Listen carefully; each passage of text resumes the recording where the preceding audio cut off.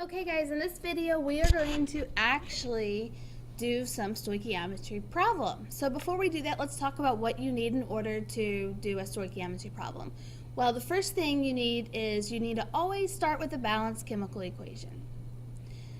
And then what I do is I write that given information underneath the substances in the equation. That kind of helps me organize my thoughts. And then I write what we are trying to find under that substance. So to actually solve the problem, we're going to use the flowchart below that we have. So we start like any other problem. We write the given information on the line, and then we look at the units they give us. On our flowchart, we're going to find that unit in the top set of boxes. So either going to give us mass or number of particles would be stuff like atoms or molecules, stuff like that, or they're going to give us volume. And then we're going to follow the arrows until we reach the units they are asking for. And the conversion factors that we're supposed to use are on the arrow. We're going to make sure all of our units cancel out. And then you have the units on top that we're asking for. So let's do some examples so you know what the heck I'm talking about. So we're going to do these practice problems, and when we do them, you want to be flipping to your flowchart. Okay, that's going to tell you what to do. So number 9 says, sulfuric acid is formed when sulfur dioxide reacts with oxygen and water. Write a balanced chemical equation for the reaction. And then it goes on to ask you how to do the problem. So in this chapter, we have to remember everything that we learned last chapter. For this chapter, you're going to have to be able to do equations again. And if you can't, I will offer you 2 versions of the test again. I will offer you a version where you don't need to know how to write an equation and one where you do. Okay, but the one that you don't have to, it is only going to be worth 80 points, and the one that you do have to will be worth 110 points. Just like we did last chapter. Okay, so we're going to write this. Sulfuric acid is formed, so that's going to be on the right side of the equation. I know an acid always starts with H. I know sulfuric acid is formed with sulfate. And so if you don't know that, look that up on the back of your periodic table. But hydrogen charge is 1, so it's going to be H2SO4. And I know that for 2 reasons. 1, it doesn't have a hydro, and 2, it has this ick on it. If it had an us, then it would be sulfurous acid, and that would be sulfite. Okay. So we know that's formed when sulfur dioxide, now sulfur is S, oxide is oxygen, and di is 2. So sulfur dioxide is written like that, with oxygen and water. With oxygen and water. Now oxygen is always going to be O2 because it's diatomic, and you know how to write water. Okay, so it says if we have 12.5 moles of sulfur dioxide, how many moles of sulfuric acid can be produced? So that's question 1, and then question 2 is how many moles of O2 is needed? So before we move on, we need to balance our equation. Our S's are balanced, our O's are not balanced, and our H's are balanced. So let's see if we can do something with these O's. I'm going to put a 2 in front of here because that will give me an even number of O's on the left side. And that means I have to put a 2 over here to balance my H's now. So on this side currently I have 8 O's, and on this side I have 6. So I'll put a 2 in front of here, and then that should balance it. Okay, so on to our problem. We have 12.5 moles of SO2. They want to know how many moles of sulfuric acid can be formed. So, if you're using your flowchart, they give us moles of substance 1, they want moles of substance 2. So the only thing I have to do is use a mole ratio to do that. What is a mole ratio? Remember that a mole ratio is the coefficients So these two coefficients is our mole ratio. And remember, this is empty, so it's a 1. So for every 1 mole of sulfur dioxide I can make 2 moles of sulfuric acid. So 1 mole of SO2 is equal to 2 moles of sulfuric acid. And then that's the only step that I have to do because I'm given moles of substance 1 and I want moles of substance 2. So it's 12.5 times 2, which is 25. For sig figs, I'm going to put 25.0. And that's my answer. So for the second part, they're asking how many moles of O2 is needed. So you're going to always start out the same way. You're going to start with what they give you.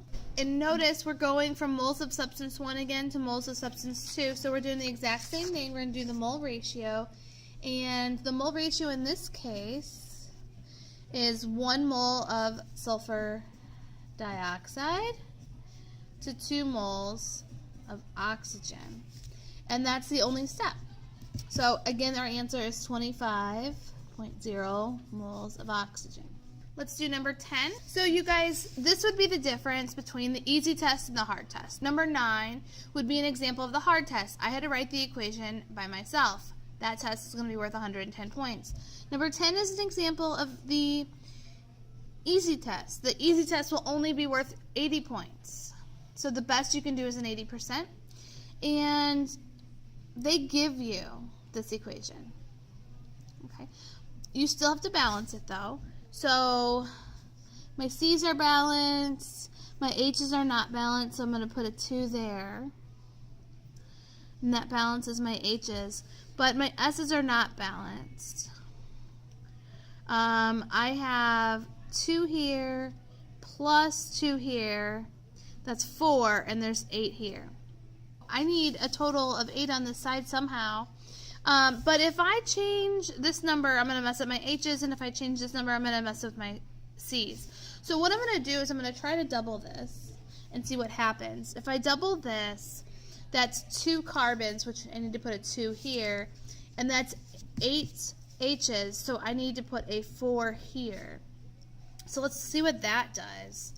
So now my C's are balanced, my H's are balanced, and my S's on this side, I have 2 times 2, which is 4, and then I have 4 times 1, which is 4, and 4 plus 4 is 8. So that actually balanced it. It was basically trial and error on my part to see what worked. Okay, so we did A, balance the equation. Now we need to calculate the moles of CS2. So how many moles there? When we start with 1.5 moles of S8. So we're going to start like we always do. We write down what they give us.